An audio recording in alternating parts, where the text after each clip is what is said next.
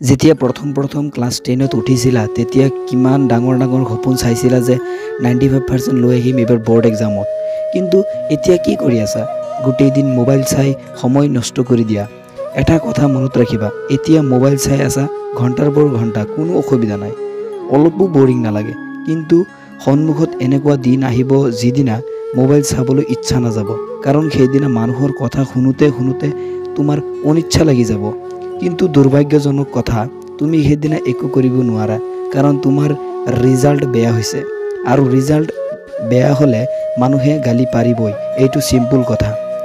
সেইদিনা তুমি অকল মানুহৰ গালি শুনিব লাগিব।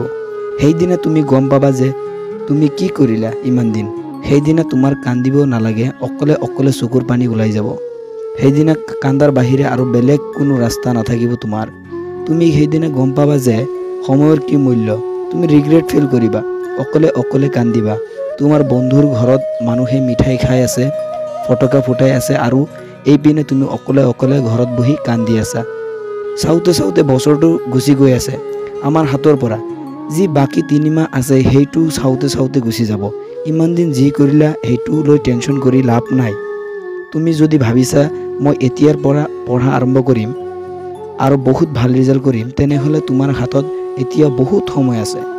এতিয়াৰ পৰাও যদি ভালকৈ পঢ়া আৰম্ভ কৰি দিয়া, তেনেহ'লে তুমি বহুত ভাল ৰিজাল্ট কৰিব পাৰিবা, এইটো 100% গেৰাণ্টি। মই কোনো মটিভেটৰ নহয় যে তোমাক মটিভেট কৰিম। মই তোমালোকৰ নিচিনাই এজন ষ্টুডেণ্ট।